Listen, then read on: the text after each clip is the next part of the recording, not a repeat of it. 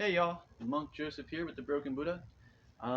Wrapping up these videos, I want to talk about the Mahabharata and the Puranas. I am probably saying that second one wrong, but let's just go on with it. And more specifically in comparison to the Rig Veda and all pre-Rig Veda knowledge that was passed through. I have to mention this because a lot of people get really caught up in the Mahabharata and the Puranas, and I kind of see them, it's not that they're not relevant, because I see everything as an extension of Shakti or God or Goddess, whatever you want to call it. I don't really care, to be honest. That's not what the video is about.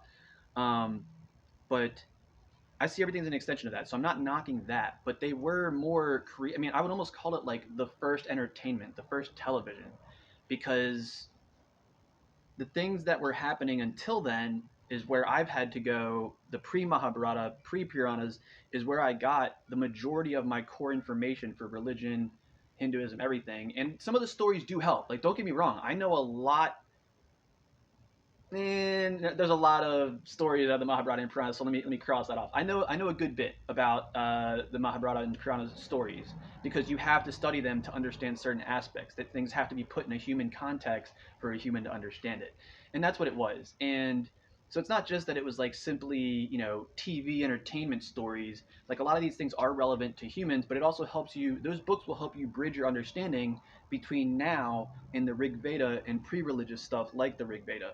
And similar to it.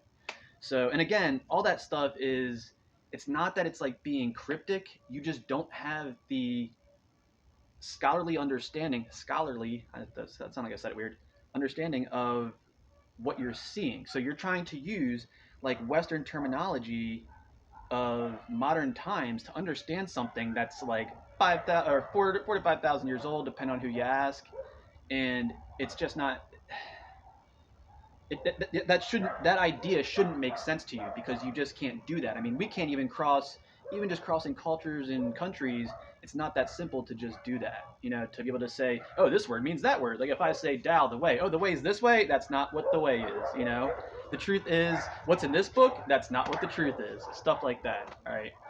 So yep, that's really all I have to say about it. It's, to me, it's like a bridging of human to the divine, and trying in an attempt to understand that. We can't know, but it's an attempt to understand.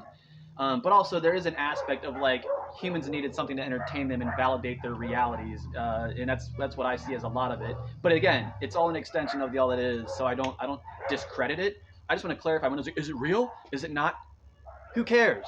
That's not the point. Those books came so late in the creation of these things that you can't just be like uh, looking at that as if it's like the most, like, people look at it like it's this like ancient story and all these things that happen, and you can see when they were written and created. So it's not like the Rig Veda is what came out of antiquity, not the Mahabharata and Puranas. They came after that. So the Rig Veda is that thing that popped up that was like, hey, this is the first thing written down. And there were other things time period wise um, that were written, and there's Sumerian and Mesopotamian stuff, but I don't think that they ever finished translating all the Sumerian, to my understanding.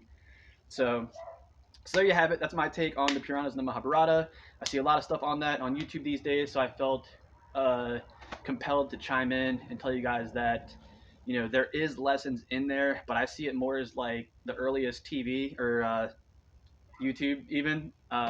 Yeah. And that's why, like, what, are you going to take my video and be like, this is definitive religion? No, go back and study the other stuff and get to the actual definitive religion and make it apply to your life and your understanding. But it's going to take you a long time to understand all the concepts that it would take to get you to the point to even be able to understand what's happening in the earlier stuff, all right? So there you have it. Enjoy the Mahabharata. Enjoy the Puranas. Enjoy the Rig Veda. Enjoy right now. Enjoy everything. But just understand that you should not be looking at those stories the same way that you would look at definitive statements of existence and reality and truth and the way and all these things. Those are things you have to define within yourself and within your heart. Nobody can define those things for you except for you, all right? So thank you for your time, and thanks for stopping by. Peace and blessings.